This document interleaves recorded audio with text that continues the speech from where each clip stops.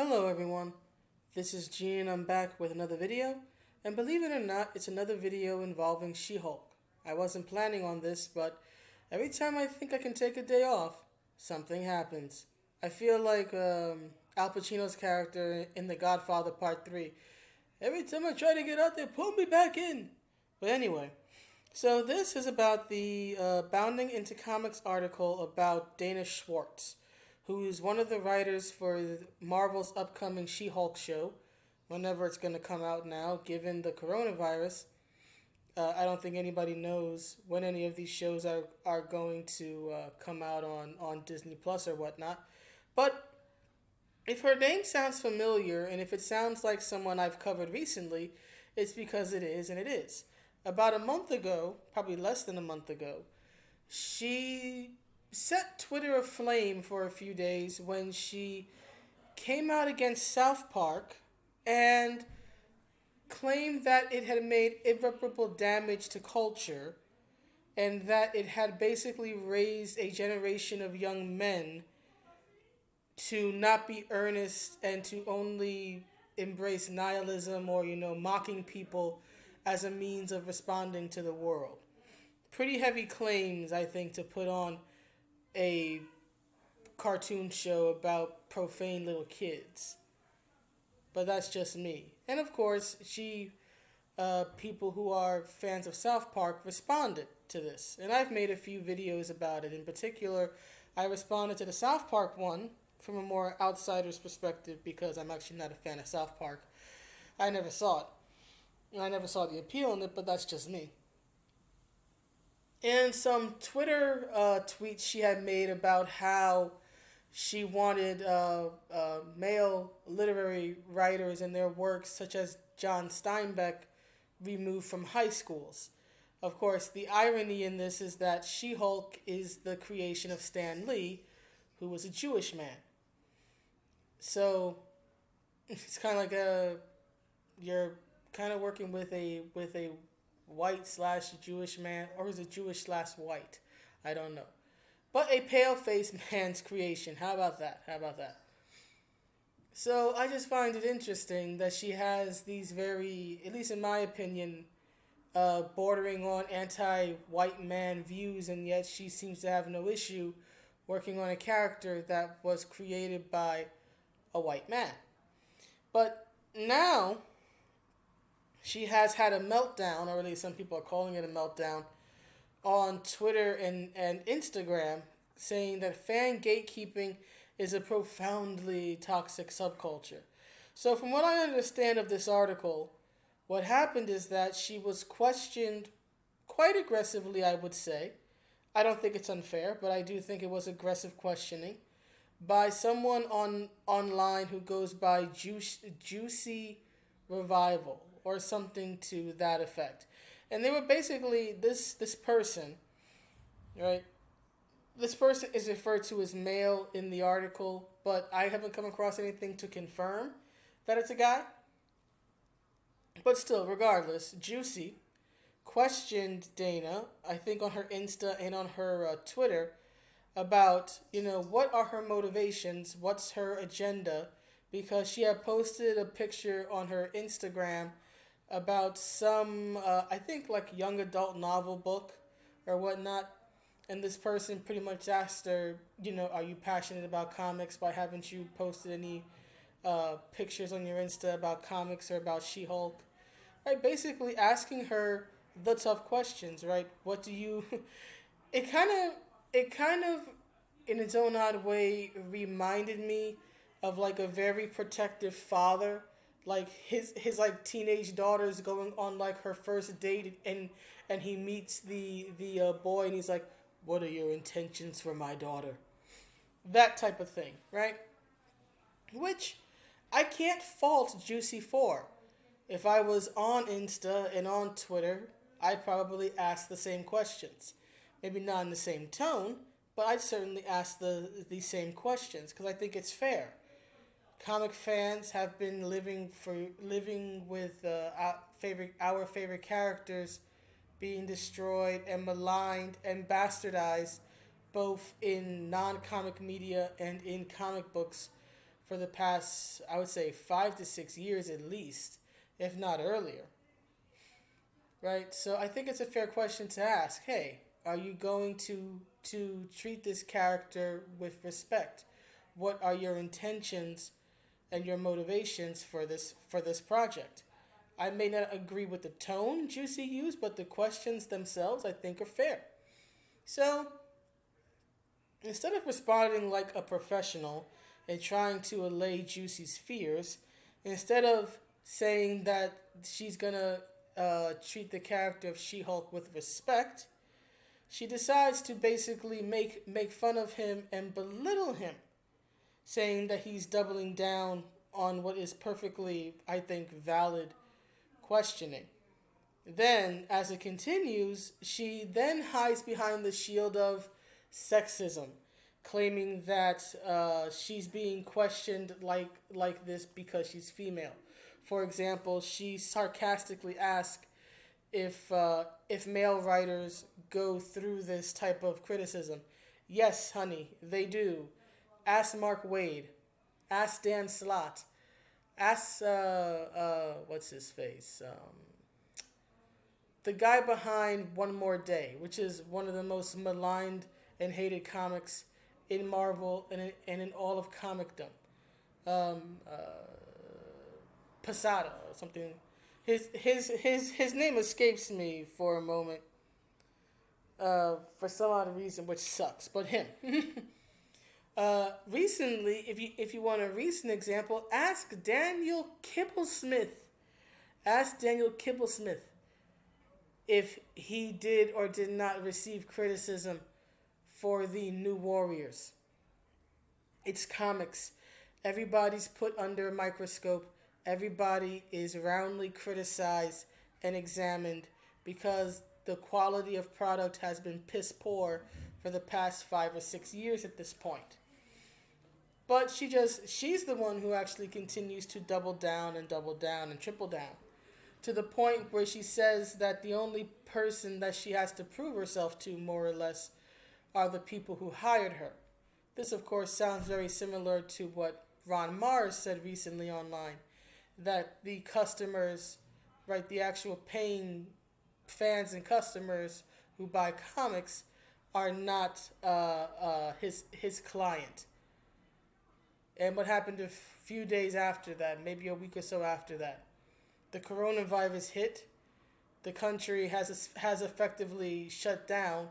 The modern world has effectively shut down. And it wouldn't surprise me if Ron Mars has received or will soon receive a pencils down email. I'm not saying he has, but it wouldn't surprise me if he did. It would be karmic and he would deserve it if he did, or if he has already. But it's this type of just blatant disrespect. Is it new? No.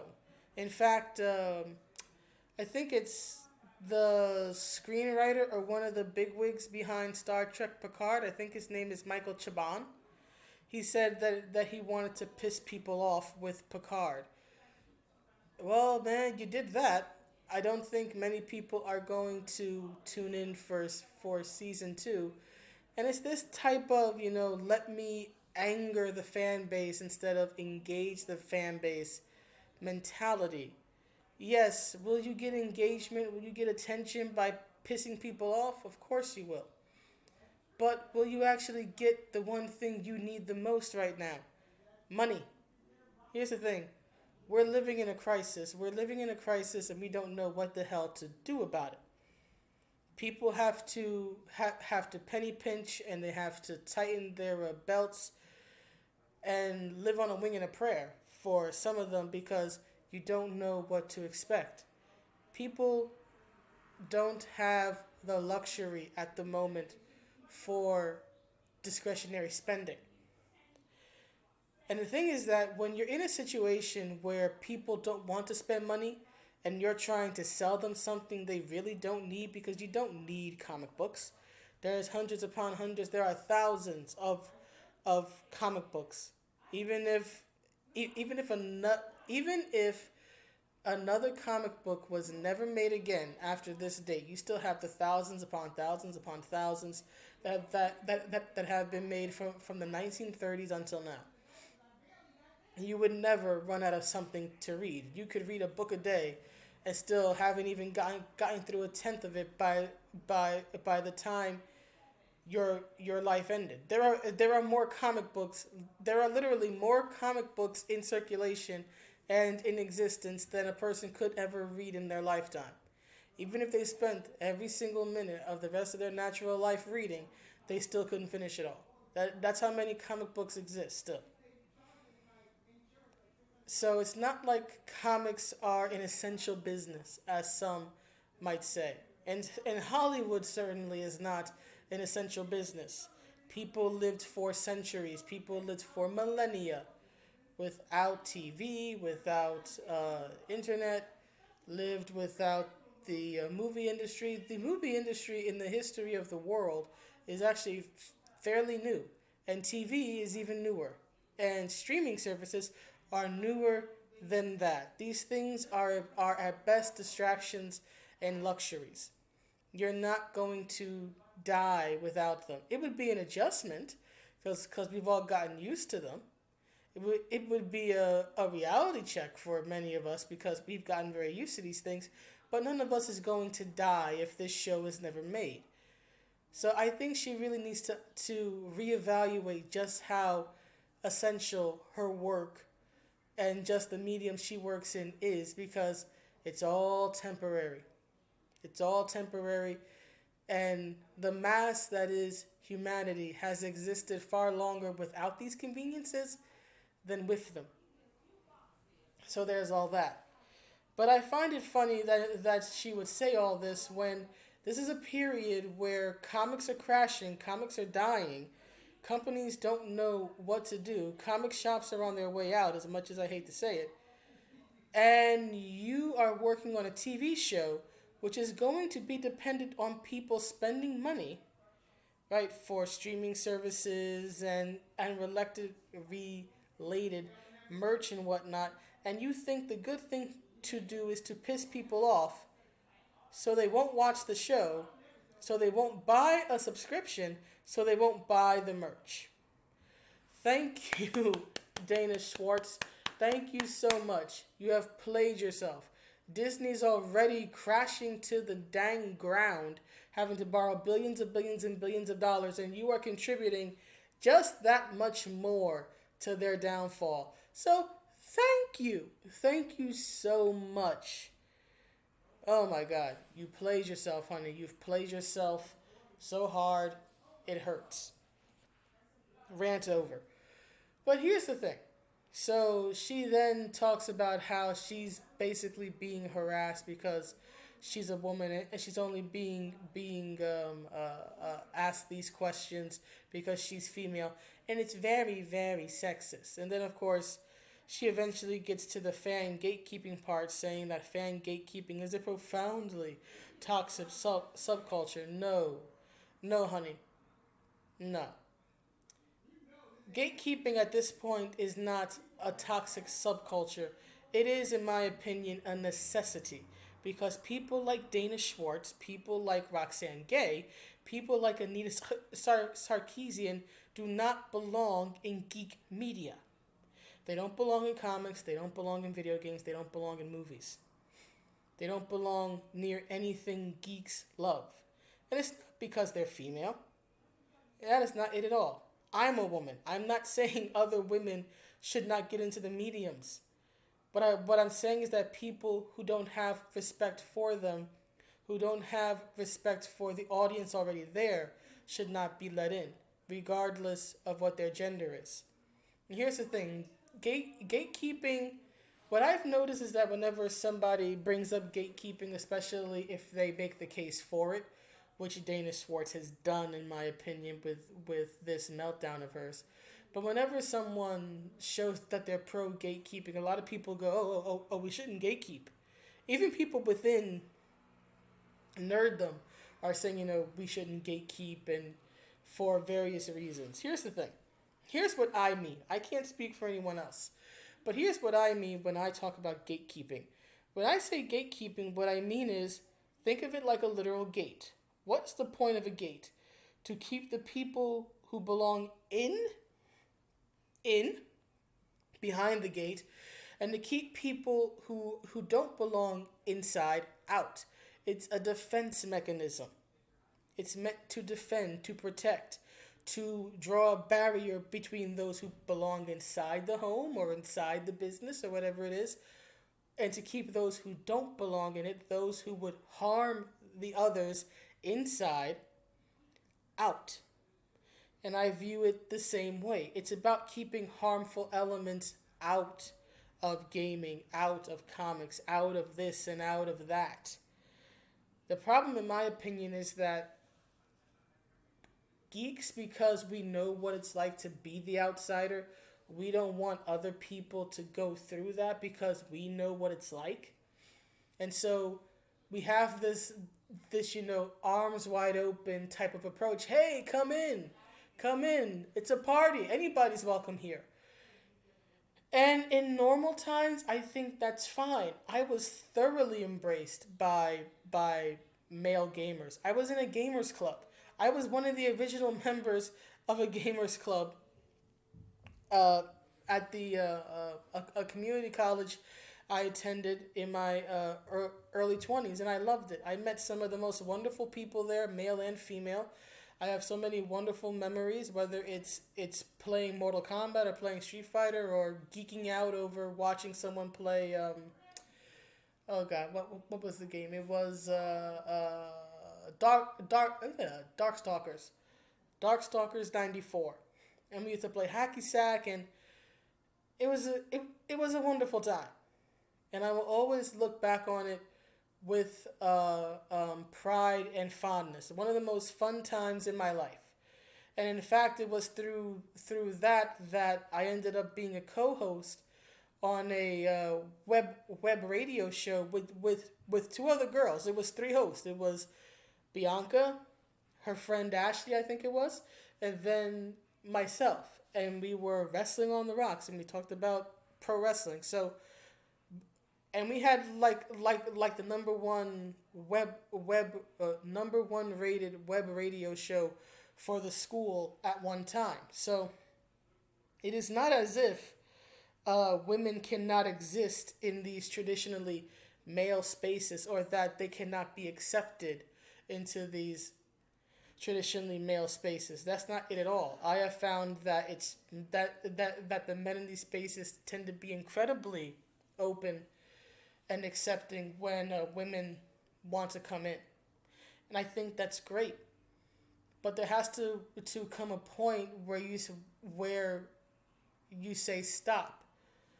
Where you say, look, these people who love gaming, or who have an interest, or who are, I guess you could say, curious, y'all are cool, right? Because some of the criticisms, right, are that, well, gatekeeping is elitism. It's not in my opinion. Gatekeeping can lead to elitism if it goes unchecked. That is true. So I think that there needs to be a clear distinction. Elitism is just that, being elite, being above everybody else, thinking that you're something hot or you're something special because you have been a fan for 20 years. That type of attitude is not cool.